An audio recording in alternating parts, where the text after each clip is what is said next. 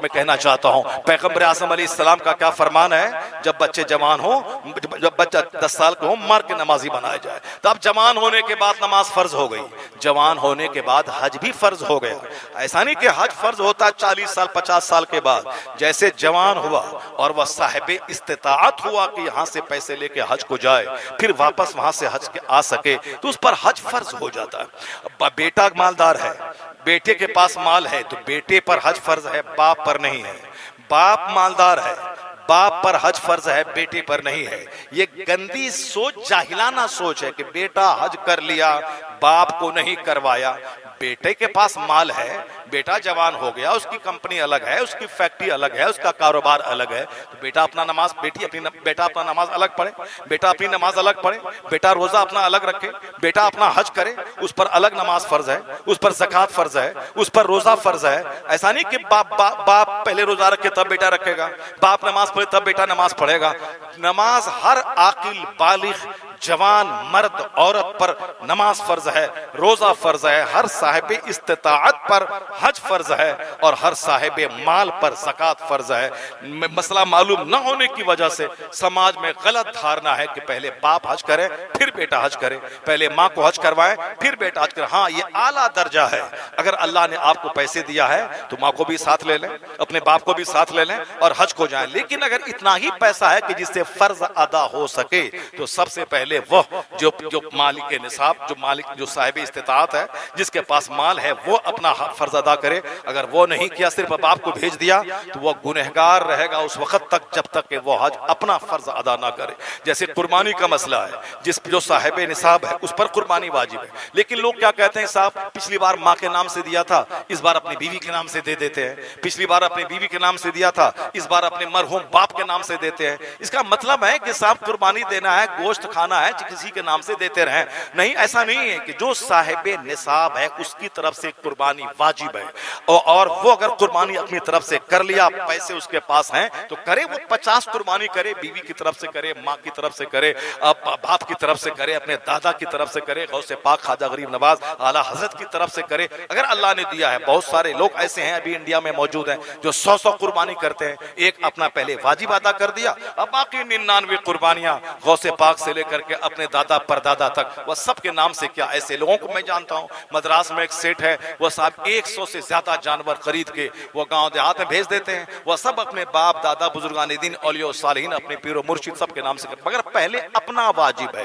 اپنا چھوڑ کر اگر بیوی کے نام سے کیا تو وہ اپنا واجب نہ ادا ہونے کی وجہ سے وہ مجرم اور گنہگار ہی رہا۔ اس لیے یہ نظریہ رکھیں کہ جس کے پاس مال ہے اس پر حج فرض ہے۔ اگر بیٹا پہ ہے تو بیٹا اپنا ادا کرے، ماں کے پاس ہے تو اگر بیوی صاحب مال ہے اس پر حج فرض ہے۔ شوہر کے پاس مال نہیں ہے تو شوہر پر فرض نہیں ہے، بیوی پر حج فرض ہے، وہ اپنا حج ادا کرے، اپنے باپ کے ساتھ چلی جائے، یا پھر اپنے پیسے سے شوہر کو بھی اپنے ساتھ میں لے کے جائے۔ لیکن یہ کیا نظریہ ہے کہ صاحب پہلے ماں باپ کو کروائے تب نہیں، جیسے ہی پیسہ ہو فوراً جوانی میں حج کریں، چونکہ حج کے جو ارکان ادا ہوتے ہیں سب کے لیے طاقت چاہیے۔ اس پیسے کے زمانے میں بھی آپ کے پاس 5 لاکھ روپے ہے، مگر آپ کو 10ویں تاریخ کو جب عرفات سے چل کر کے مینا آنا ہوگا اور مینا میں کنکڑی مارنی ہوگی، اس کے بعد پھر آپ کو قربانی کرنی ہوگی، پھر اس کے بعد آپ کو بال مونڈ کر طواف فرض کرنے کے لیے مکہ جانا ہوگا۔ پیسے کی موجودگی میں ٹیکسی نہیں ملے گی آپ کو، پیسے کی موجودگی میں کھانا نہیں ملے گا آپ کو۔ اس زمانے میں بھی لوگ اس وقت 3 دنوں کے لیے ستو باندھ کے لے جاتے ہیں، چونکہ صاحب مال کم آتا ہے، وہاں 40 لاکھ حجاج کرام موجود ہیں مینا میں، سبوں کو خوراک چاہیے، خوراک کی ایک کھیپ آئی بس فوراً ختم، وہاں سامان آیا فوراً ختم۔ اب وہاں لوگ آج بھی بھوک ہے جو آج سے 1200 سال پہلے تھی، جو آج بھی وہی سفر کی تکلیفیں ہیں جو آج سے 1200 سال پہلے تھی۔ اس کا مطلب ہے کہ اس کے لیے جوان حاجی ہونا چاہیے تاکہ پیدل چلنا پڑے، بس پہ چلیں گے تو 8 گھنٹے لگیں گے مینا سے عرفہ جانے میں، اور عرفہ سے واپس آنے میں۔ جوان ہے تو 1 گھنٹے میں پہنچ جائیے۔ تو طاقت ور آدمی ہی حج کرتا ہے، ورنہ بے شمار بوڑھے لوگ گیا حج کیا، صرف وہ پاسپورٹ بنا، پیسہ ہے، جا کے مکہ مدینہ کا فوٹو دیکھ لیا اور دیکھ کر کے وہ گھر آ گئے، اور کب کوئی فرض چھوڑا، کوئی واجب چھوڑا، یہ رکن چھوڑا، اور ساری زندگی روتے ہوئے آگے۔ بعض رکن ایسا ہے کہ اگر وہ ادا نہیں کیا تو ساری زندگی اس اس کی بیوی اس کے لیے حلال نہیں ہوگی جب تک کہ وہ دوبارہ جا کر کے اس رکن کو وہ ادا نہیں کرے. مگر بہت سارے لوگ جہالت کی وجہ سے چھوڑ دیتے, یہاں تک کہ بس پیسہ ہوا, پاسپورٹ دیا, حج کے چلا گیا, لبیک تک یاد رہی ہے. جب آپ دماغی طور پر پہلے پریپیئر ہو جائے, مجھ کو حج کرنا ہے اور حج کے تمام اصول اور ضوابط کو سیکھنا ہے, باضابطہ اس کے لیے 5 منٹ 10 منٹ روزانہ اپنے امام صاحب کو ٹائم دے دے, اس سے سیکھیں, سیکھ کے جائیں, پھر سب ارکان مناسب وقت پر کریں, قاعدے سے کریں. جب وہاں سے لوٹیں گے آپ تو معلوم ہے بشارت آئی ہے, من حج ولم یرفس ولم یفسق رجع کیوم ولدتہ امہ. اسی حج کے بارے میں کہ مال پاک ہو, ارادہ پاک ہو, ناپاک مال نہ ہو, غلط طریقے سے کمایا ہوا مال لے کے کوئی حج کو جائے گا, حج قبول نہیں ہوگا. اگر نیت یہ ہے کہ حج ہو نہ ہو مگر دنیا والا جان جائے کہ میں حاجی ہو گیا, حاجی ہونے جا رہا ہوں, لوگ مجھے حاجی کے نام سے پکاریں, 50 گاڑی آگے پیچھے مالک کے ساتھ ایئرپورٹ مجھ کو لوگ سی آف کرنے جائیں, پھر وہاں سے لینے کے لیے آئیں, صاحب یہ کریں, ایسا نہیں ہے. جو ارادہ غلط ہوا تو فوراً آپ لبیک کہتے ہیں تو فینادی منادی من السماء, آسمان سے ایک فرشتہ آواز لگاتا ہے, لا لبیک, تیرا لبیک قبول نہیں ہے. زادک حرام و حجک مردود, تیرا سفر کا خرچہ حرام کا ہے اور تیرے حج کو رد کر دیا گیا. جو پاک ارادہ دنیا جانے نہ جانے, فرض ہے حج, مجھ کو فرض ادا کرنے جانا ہے, فرض ادا کرنے جانا ہے, کوئی جانے نہ جانے. نماز فرض ہے, روزانہ 5 ٹائم مسجد جاتا ہوں, کون سا مالا پہن کے جاتا ہوں, کون سا استقبال کر کے, جبکہ حج سے بڑا فرض ہے نماز. حج تو زندگی میں ایک بار فرض ہے, نماز تو روزانہ مرتے دم تک 5 بار فرض ہے. مگر یہاں کون سا مالا ہے؟ حج فرض ہوا, فوری بندہ نکل جائے, روتا ہوا نکل جائے, ایک بھاگا ہوا غلام صلح کرنے کے لیے اپنے مالک کے پاس جا رہا ہے, وہ مالا والا پہن کے نہ جائے بلکہ آنسوؤں کے سائے میں چلا جائے, وہاں جا کے روئے اور گڑ گڑائے, مالک میں مجرم ہوں, مجھ کو معاف کر دے, میں بھاگا ہوا تھا, اب میں صلح کرنے آیا ہوں, مجھ کو اب نیکی کی توفیق دے دے. اس طرح رونے سے فرصت نہ ملے گی کہ 50 مالا پہن کے اب 50 جانور ذبح کر کے 50 گاؤں کے لوگوں کو کھلانا ہے. جو ناپاک ارادے سے, ناپاک مال سے حج کو جاتا ہے, لبیک کہتا ہے تو فرشتہ کہتا ہے لا لبیک ولا سعدیک زادک حرام و حجک مردود. جو پاک مال پاک ارادے سے چلا, اور جیسے ہی لبیک اللہم لبیک لا شریک لک لبیک ان الحمد والنعمت لک والملک لا شریک لک پڑھا, فینادی منادی من السماء, ایک آواز لگانے والا آواز لگاتا ہے کہ جاؤ جاؤ, تیرا حج قبول ہے, تیرا ذاتی سفر حلال کا ہے, اور تیرا حج مبرور ہے, اور حج مبرور کا بدلہ صرف جنت ہے. حج مقبول, جو حج قبول ہو جائے اس کا بدلہ صرف جنت. اس کے گناہ نہیں دیکھے جائیں گے کہ خربوں گناہ ہے, اربوں گناہ ہے, مہاسنکھوں گناہ ہے, نہیں. وہ تو ہمارے سماج کی جاہلانہ سوچ ہے کہ 900 چوہا کھا کے بلی حج کو چلی. ایک تو وقت پہ حج ادا نہیں کرنا ہے, جوانی میں حج کرنا تھا تو مرد نے جب پاؤں قبر میں لٹکا ہوا ہو تو حج کو جانا ہے, اور وہاں سے برکتیں کیا, وہاں سے بے شمار آنسو لے کے آ جانا ہے, اور صاحب نحوست لے کے آ جانا ہے, ارکان چھوڑ کے آ جانا ہے, اور ساری زندگی اسی مایوسیت میں جینا ہے. ایک تو حج ہے, جب حج کرتے نہیں ہے, اور جو بیچارہ حج کرنے کے لیے جا رہا ہے سماج والا اس کو جینے نہیں دیتا ہے. اب اس پر حج فرض تھا, وہ ادا کیا نہیں, وہ حج کرنے جا رہا ہے, بولتا ہے 900 چوہا کھا کے بلی حج کو چلی. کتنی غلط سوچ ہے. اس حدیث پاک کو پڑھیے, 50 بار پڑھیے. حضور کیا کہتے ہیں, جس نے حج کیا, حج کے درمیان کوئی رفس اور فسق نہیں کیا, کوئی گندا برا کام نہیں کیا, لڑائی جھگڑا نہیں کیا, وہ حج کرنے کے بعد ایسے لوٹتا ہے جیسے آج ہی ماں کے پیٹ سے پیدا ہوا ہو. سارے گناہ اس کے دھل جاتے ہیں, آج ہی وہ ماں کے پیٹ سے پیدا ہوا ہو. اگر اللہ تعالیٰ 900 چوہا چھوڑیے, اگر 900 کروڑ چوہا کھا کے کوئی چلا جائے اور اللہ تعالیٰ سب کو معاف کر دے تو آپ کا کیا بگڑتا ہے؟ آپ کا کیا جا رہا ہے؟ آپ کے پیٹ میں درد کیوں ہو رہا ہے؟ 900 کروڑ چوہا کھا کے جائے اور اللہ تعالیٰ سب کو معاف کر دے تو آپ کا کیا جاتا ہے؟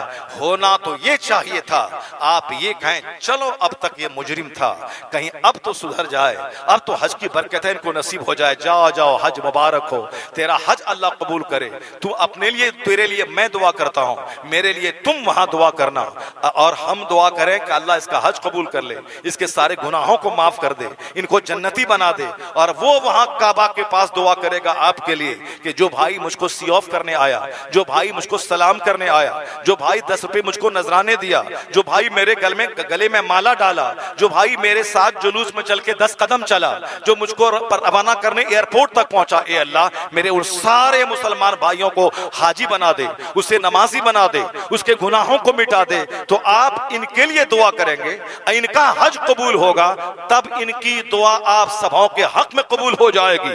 یہی اسلام سکھاتا ہے کہ مرید اپنے پیر کے لیے دعا کرے کہ یا اللہ میرے پیر کا ایمان سلامت رہے، یا اللہ میرے پیر کا تقوی سلامت رہے، یا اللہ میرے پیر کا ایمان مرتے وقت خطرے میں نہ پڑے، اے اللہ میرے پیر کی ساری عبادتوں کو قبول فرما لے، اس کی ساری ریاستیں قبول فرما لے، اس کے سارے زہد کو قبول فرما لے، انہوں نے جو تلاوت کی، عبادت کی، ذکر کیا، اذکار کا، درود پڑھے، اسے قبول فرما لے۔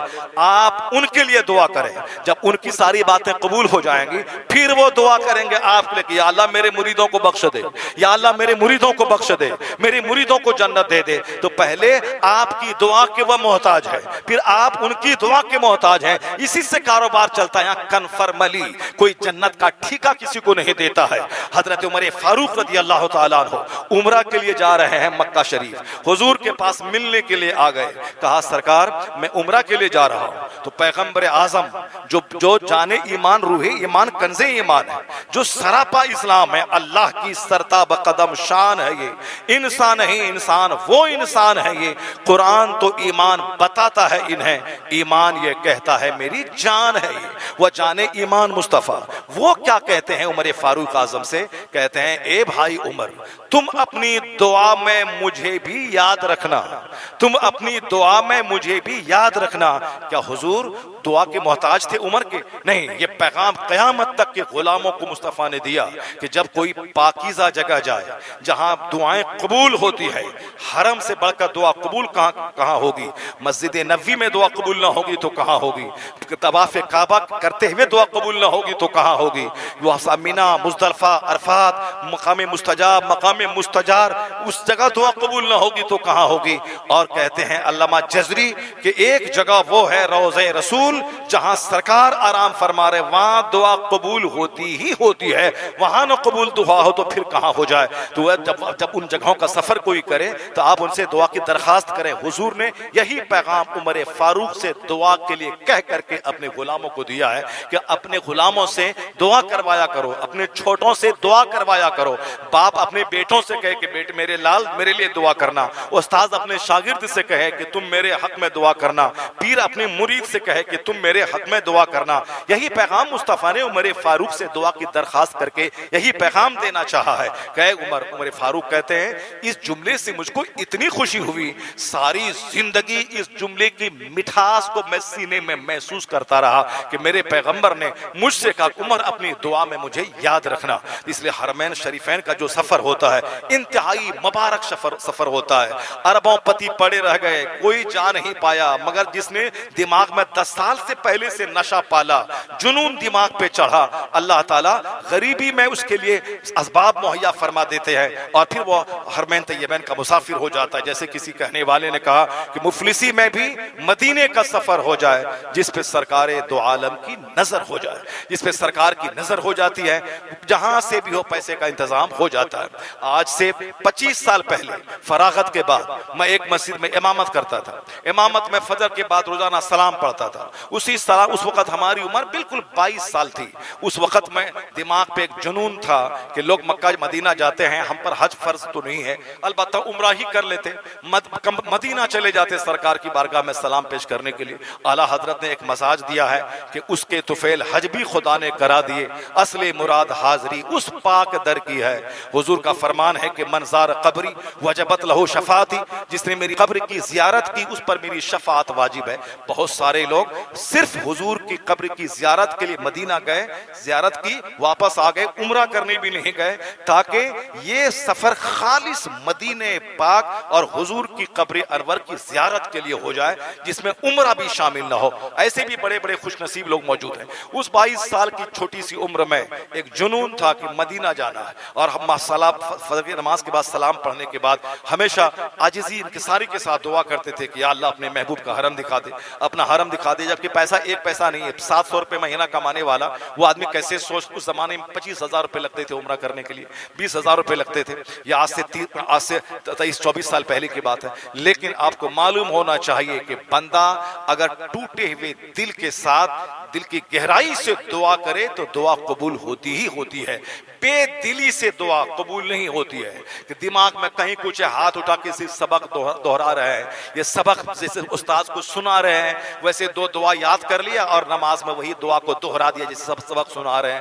یہ دعا نہیں، وہ دعا دل کی طلب کا نام ہے، دل کی آواز ہو وہ دعا کہ زبان خاموش رہے اور دل صدا دیتا رہے، وہ دعا قبول ہوتی ہی ہوتی ہے. میرے سیکریٹری صاحب کہنے لگے مسجد کے مولانا صاحب آپ کی دعا سن کے میرے دل میں ایک خیال پیدا ہوتا ہے کہ میرا ایک پلاٹ بک رہا ہے، وہ پلاٹ اگر بک جاتا ہے تو میں اس میں سے آپ کو عمرہ کے لیے بھیج دوں گا، آپ مدینہ چلے جائیں گے.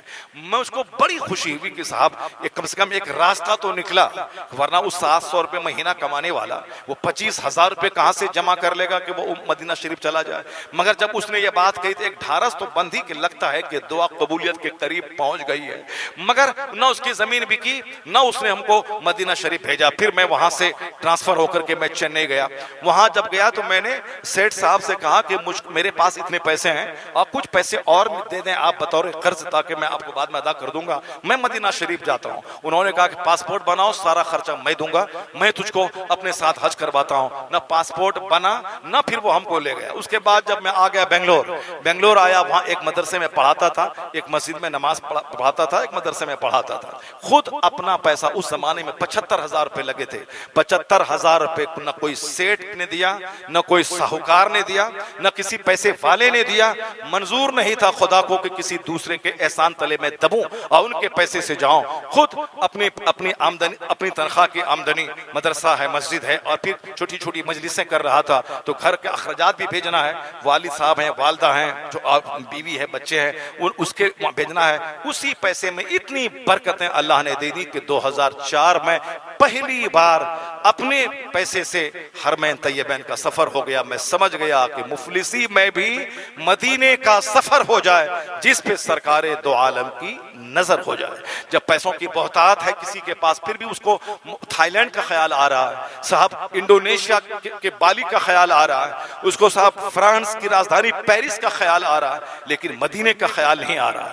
جس کا خیال آ جائے مدینے کا تو اس کے خیال کی قدر کیجیے، اس آدمی کو عزت اور سمان دیجیے، اتنی عزتیں دیجیے کہ اس کی عزت کو دیکھ کر سماج کے 10 لوگوں کو مدینہ جانے کا خیال پیدا ہو جائے. اتنی عزتیں، اتنا سمان اس کو دیجیے، اتنی قدر کیجیے، نہ کہ چوری چھپے چوٹی کاٹ کر کے 900 چوہا کھا کے بلی حج کو چلی. یہ ایک غلط اور باطل نظریہ مت پیش کیجیے، کسی کو تکلیف مت پہنچائیے، بلکہ آپ ان کو پروتساہت کیجیے تاکہ دوسرے. میں جب گیا لوگوں نے، مولوی صاحب لوگوں نے مذاق اڑایا کہ اپنا حج کر لیا، ماں کو نہیں کروایا، اپنا حج کر لیا، باپ کو نہیں کروایا. تو ان کو اگر یہ کہہ دینا تھا کہ ٹھیک ہے مولانا صاحب نے اپنا حج کر لیا اور اس کے بعد ممکن ہے کہ آپ دوسری بار اپنی ماں کو، اپنے باپ کو اپنے ساتھ لے کے جائیں. نہیں، بلکہ چونکہ وہاں تو حج کرنے سے تکلیف ہے کہ یہ حج کیا کیوں، یا اس جوانی میں کیوں حج کو چلا گیا. اب تکلیف ہے تو اب وہ تکلیف کیسے نکالے کہ تم نے حج کیوں کیا. تو اب اس کو ایک دوسرے طریقے سے نکالنا ہے کہ ماں کو نہیں کروایا، اپنا کر لیا. اب حج کی عزت گھٹانے کے لیے باپ کو نہیں کروایا، اپنا کر لیا، یعنی کسی نہ کسی طریقے سے تکلیف پہنچانی ہے. خیر الناس من ینفع الناس، سرکار کی حدیث ہے کہ تم میں سب سے بہتر آدمی وہ ہے جو لوگوں کے لیے پروفیٹیبل ہو، لوگوں کو مسکرا کے فائدہ پہنچائے، لوگوں کے غم سن کے فائدہ پہنچائے، لوگوں کے ساتھ بیٹھ کر ان کی بات سن کے فائدہ پہنچائے، لوگوں کو قرض دے کے فائدہ پہنچائے، لوگوں کو اپنی طرف سے تحفہ دے کے فائدہ پہنچائے. خیر الناس من ینفع الناس، سب سے بہتر آدمی وہ ہے جو پروفیٹیبل ہو، اپنی طرف سے نقصان نہیں پہنچائے، نہ کڑی نگاہ ڈالے، نہ اپنی طرف سے ان کو گالی گلوچ کرے، نہ اپنی طرف سے ان کے گراہک کو روک دے، نہ ان کو کسی غلط جھوٹے کیس میں پھنسا دے، نہ اس کو ذلیل کرنے کے لیے غیبت اور شکایت کرے. نہیں، آدمی وہی اچھا ہے جو دوسروں کے لیے نفع بخش ہو، جو دوسروں کو تباہی سے بچائے، جو دوسروں کو بربادی سے بچائے، جو دوسروں کو اپنی طرف سے ان کے دل کو خوش کرے۔ حضور فرماتے ہیں احب الاعمال الی اللہ تعالی ادخال السرور فی قلب المومن، اللہ کے نزدیک سب سے زیادہ پسندیدہ عمل یہ ہے ایک مومن کے دل میں خوشی عطا کر دیا جائے، ایک مومن کے دل کو خوش کر دیا جائے۔ ذرا سماج کا جائزہ لیجئے، عورتیں تو بیچاری کمزور ہیں، ناقص العقل ہیں، ایک گھر میں ساس رہتی ہے وہ بھی اس کو نہیں بھاتی ہے، شوہر کی بہن ہے نند وہ بھی اس کو نہیں بھاتی ہے، جس شوہر کی آمدنی پہ یہ رانی ہے اس شوہر کی ماں اس کو ایک لمحے کے لیے گوارا نہیں ہے۔ اس سے زیادہ کمزور سوچ کا کی ملکہ اور کون ہو سکتی ہے؟ جبکہ شوہر کی وجہ سے یہ سہاگن ہے، یہ شوہر کی ماں ہے، شوہر کی ماں میری ماں ہے، صرف اتنا ٹھان لے، نہ لڑائی نہ جھگڑا نہ طلاق نہ تکرار نہ لتم نہ جتم کچھ نہیں۔ شوہر کی اپنی خدمت سے اتنا خوش نہیں ہوتا ہے جتنا ان کی بیوی ان کی ماں کی خدمت کرے، اتنا ایک فرما بردار بیٹا خوش ہوتا ہے۔ اس لیے عقل مند خاتون شوہر کا پاؤں نہ دبا کے اس کی ماں کا پاؤں دباتی ہے، چونکہ اس کے بیٹے کا دل خوش ہوتا ہے کہ میری بیوی میری ماں کا پاؤں دباتی ہے۔ عقل مند خواتین یہی سب کرتی ہیں۔ عقل مند خواتین شوہر کی ماں اپنی ساس کو اپنے فیور میں کر لیتی ہیں۔ اگر ان کا بیٹا ان کو مارنا چاہتا ہے تو ماں بیچ میں آ جاتی ہے، خبردار ایک تماچا مارا تو دو تماچا میں ماروں گی تجھے۔ اب ماں ہے، بوڑھی ماں ہے، مولانا رہے کہ مولوی رہے، اگر ماں کہتی ہے ایک تماچا ماروں گا تم کو، تم نے اگر خبردار ہاتھ بڑھایا تو پھر اب بیٹے کی ہمت کہاں ہوتی ہے؟ اس لیے عقل مند خاتون وہ اپنے شوہر کی ماں کو اپنے فیور میں کر لیتی ہے، تو اب فیور میں وہ آ گئی، سارا گھر اس کے فیور میں آ گیا۔ یعنی اب ان کا چھوٹا بھائی جو دیور ہے وہ بھی، نند ہے وہ بھی، اگر کسی نے کچھ بولا تو اب یہ سب کو ڈانٹتی ہے۔ لیکن 99% خواتین اس معاملے میں پھسل جاتی ہیں، کمزور ہوتی ہیں۔ صرف لڑائی ہے تو صرف ساس سے لڑائی ہے، ساس سے لڑائی ہوئی تو اب نند اس کی نہیں ہے، نند سے لڑائی، اب ساس سے لڑائی کے مطلب دیور اس کا جو بیٹا ہے اس سے لڑائی، ساس سے لڑائی کے مطلب شوہر بھلے بیوی ہے بچہ ہے مجبوری ساتھ میں رہتا مگر دل کبھی خوش نہ ہوگا اگر اس کی ماں کو تکلیف پہنچائے۔ تو عقل مند خواتین وہ ہوتی ہیں جو اپنے شوہر کی بیوی، اپنے شوہر کی ماں اور اس کی بہن اس کے بھائی کی قدر کرتی ہے، مگر اکثر اس معاملے میں فیل ہو جاتی ہیں۔ دشمنی، ایک گھر میں رہنا ہے دشمنی کرنا ہے، غیبت کرنا ہے، 24 گھنٹے غیبت کا ماحول، جس کی وجہ سے گیسٹرک کی بیماری، جس کی وجہ سے برین ہیمریج کی بیماری، جس کی وجہ سے گٹھیا اور جوڑ جوڑ کا درد، جس کی وجہ سے صاحب کچھ بیماری نہیں تو بالکل ایک ڈپریشن کا مرض ہے، ڈپریشن کے مرض میں چلے گی۔ عورتیں زیادہ تر ڈپریشن میں جی رہی ہیں آج کل، اب بلا وجہ کی مصیبت کا بوجھ اپنے سر پہ لے لیا ہے کہ صاحب وہ میرا دشمن ہے، وہ میرا دشمن ہے، ساس دشمن ہے، نند دشمن ہے، دیور دشمن، میں کیسے یار ہوں، میں زہر کھا کے مر جاتی ہوں، ایک شوہر تھا وہ بھی ہم سے ناراض ہو گیا۔ یہ سب اس کا اپنا کیا ہوا ہے۔ بالکل خوش رہیں۔ میں نے ابھی ایک تقریر میں کہا تھا کہ جب دیکھو کہ شوہر تیرا نہیں، بیوی ساس تیری نہیں، نند تیری نہیں، تو جب کوئی تیری نہیں ہے تو پھر تم سب سے رشتہ ناتا توڑ کے خدا کا ہو جا۔ 5 وقت نماز پڑھ، مصلی پہ بیٹھ کے تلاوت کر، رب کریم کی بارگاہ میں تہجد کے وقت میں اٹھ کے دعا کر۔ رب تیرا ہو گیا تو اب ساس بھی تیری ہو جائے گی، شوہر بھی تیرا ہو جائے گا، نند بھی تیری ہو جائے گی، دیور بھی تیرا ہو جائے گا۔ نہ سجدے کی ہے، نہ اللہ کا ہی، نہ رسول پاک کا ہی، نہ عبادت کا، نہ تلاوت کا، بس صرف ایک غصہ اور صاحب ایک جلن اور حسد کی پٹلی لے کے بیٹھے ہیں۔ نہیں، خوش رہنے کے لیے آپ کو فری رہنا پڑے گا اور ایک خدمت کا ماحول، اپنی طرف سے خوشی پہنچائے ساس کو، اپنی طرف سے خوشی پہنچائے۔ یہی 2 ہستیاں تو ہیں گھر میں، اور کون ہے؟ سماج کی خواتین کی شکایت کی پوٹلی نہیں، اپنی ساس کی غیبت اپنی ماں کے پاس نہیں، بلکہ جب بھی ماں کے پاس بولیں اپنی ساس کی تعریف کریں، اگرچہ تعریف کے قابل نہ رہے مگر اس تعریف سے تمہارا ہی بھلا ہوگا۔ جب ساس کو معلوم ہوگا کہ میری بہو اپنی ماں کے پاس میری تعریف کر رہی تھی، یہ سارا گلا شکوا ساری دشمنی بھول کر تجھ کو اپنے گلے سے لگا لے گی، وہ تیری خدمت کرنے لگے گی۔ میں اتنا بڑا شعور کہاں سے آئے گا؟ حدیث پر عمل کر۔ مصطفیٰ کہتے ہیں سب سے زیادہ پسندیدہ عمل اللہ کو یہ ہے کہ ایک مومن کے دل کو خوش کر دیا جائے، مومن کے دل کو خوشی کرے، اپنی طرف سے تکلیف نہ پہنچائے اور ایک فرحت و مسرت کا ماحول بنا لے۔ تو گھر میں خوش رہنے کے لیے، صحت مند رہنے کے لیے، ایک اچھا جنتی سماج میں جینے کے لیے ضروری ہے کہ بندہ نفع بخش ہو جائے، اپنے سے دوسروں کو تکلیف نہ پہنچائے۔ بولنے لگا اپنا حج کر لیا، ماں کو نہیں کروا، یہ میری ماں کی محبت میں نہیں بولتا تھا، وہ میرے حج کی عزت گھٹانے کے لیے بولتا تھا. وہ میرے باپ کی محبت میں نہیں بولتا تھا کہ باپ کو بھی کرا لینا تھا, نہیں, بلکہ وہ حج کی اہمیت گھٹانے کے لیے وہ بولتا تھا. جب تیسرے سال میں اپنی ماں اور اپنے باپ کو اپنے ساتھ لے کے حج کو گیا, بس چپ, چاروں شانے چیت. اب بتاؤ, اب تو یہ بولنا چاہیے تھا پہلے کہ پہلی بار اپنا حج فرض ہوا تھا, فرض ادا کرنے چلے گئے, سب کچھ دیکھ داکھ کے آ گیا. پھر دوسری بار اپنی ماں اور اپنے باپ کے ساتھ حج کو گیا. واہ ماشاءاللہ, یہ ہوتا کہ اب دوسری بار ماں باپ کو ساتھ لے کے جائے, نہیں, اپنا کر لیا, ماں باپ کو نہیں کروایا. یعنی صرف چوٹی کاٹنا ہے, تکلیف پہنچانا ہے, کسی نہ کسی طریقے سے صاحب جو اچھائیاں ہیں اس کی اہمیت کو گھٹانے کی کوشش کرنی ہے. جب دوسری بار ماں باپ کو ساتھ لے گئے, بس زبان چپ. تیسری بار حج کو گئے, جب بیوی کو لے گیا, اپنے چھوٹے بھائی کو لے گیا ساتھ میں, بس اس کے بعد تو پھر ایک ماحول گاؤں میں بن گیا. گاؤں میں یہ ماحول بنا, آج میرے گاؤں میں ابھی بھی 2 حاجی پرسوں نکلے حج کے لیے, اور گاؤں میں درجنوں حاجی ملیں گے آپ کو. وہ غریب گھر کے لوگ جس کے پاس ٹھیک سے جائیداد نہیں ہے, مگر ایک حج کا شوق اس کو پیدا ہوا. مولانا صاحب خود پہلے گئے, ماں باپ کو ساتھ لے کے گیا, پھر اپنی بیوی اور اپنے بھائی کے ساتھ گئے, تو اب ایک جنون چڑھ گیا. اب صاحب جدھر جس محلے میں گھسے, صاحب یہ حاجی وہ حاجی, یہ حاجی وہ حاجی. تو اس حج کے ماحول بنانے میں بھی اس فقیر کا ایک چھوٹا سا ہاتھ ہے کہ صاحب آپ, اور مالدار لوگوں کو بھی ایک شوق پیدا ہوا. جب یہ چلے گئے کم کمائی کے باوجود, تو ہمارے پاس تو صاحب بہت زمینیں, 1 کٹھا بیچنے چلے جائیں. ایک ماحول بنائیے, حاجیوں کو سپورٹ کیجیے, سمان دیجیے, یہ ان کے گناہوں کو مت گنیے, اس نیکی کو دیکھیے کہ اگر حج قبول ہو گیا. حدیث میں آیا ہے کہ جب بندہ حج سے فارغ ہو کر فرض طواف ادا کرتا ہے, اس کی پیٹھ پر فرشتہ ہاتھ دے کے تھپکیاں دیتا ہے, کہتا اذهبوا, جاؤ, اب تک جو گناہ ہوئے تھے مٹ گئے, اب جو باقی دن بچے ہیں ان دنوں میں نیکیاں کرنا, اپنے آپ کو داغدار مت بنانا.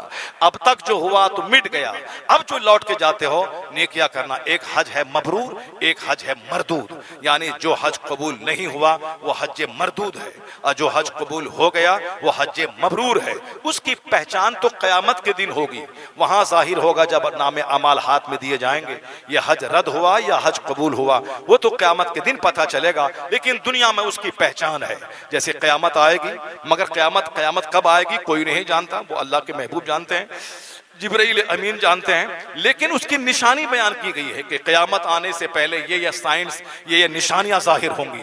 ان تلد الامۃ ربتها, جب نافرمان اولاد پیدا ہونے لگے, مائیں اپنے سردار کو جنم دینے لگیں, تو سمجھ جائیں کہ قیامت قریب آ گئی ہے.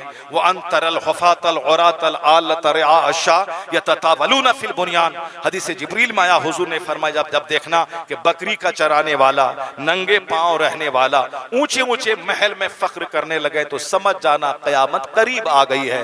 لوگ کہتے ہیں کہ میں نے ڈیولپ کیا ہے, اور حضور نے 1500 سال پہلے کہا کہ قیامت کے آنے سے پہلے جو نشانیاں ظاہر ہوں گی, ان نشانیوں میں ایک نشانی یہ بھی ہے, غریب قسم کے لوگ, دبے کچلے لوگ جو بکری چرانے والے تھے, وہ لوگ اونچے اونچے محل میں اترانے لگیں گے, فخر کریں گے, تو سمجھ جانا قیامت اب قریب آ گئی ہے. اسی طرح سے ایک نشانی ہے کہ اب قیامت قریب آ گئی ہے. تو حج مبرور کی نشانی ہے کہ حج سے واپس آنے کے بعد اگر وہ پہلے 5 وقت نماز نہیں پڑھتا تھا, تب وہ پابندی سے نماز پڑھنے لگے.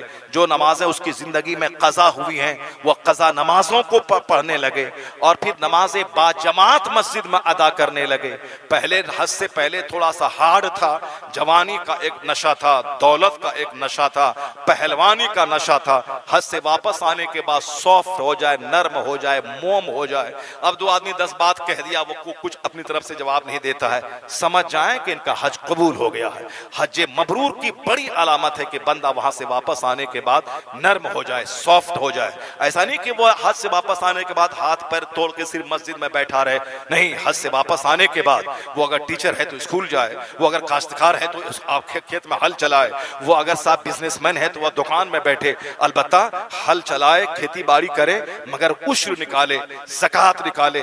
دکان میں بیٹھے تو وہاں جھوٹ کا سہارا نہ لے, اچھا بزنس کرے, خود کمائے, خود کھائے, مال سے صدقات و خیرات کرے.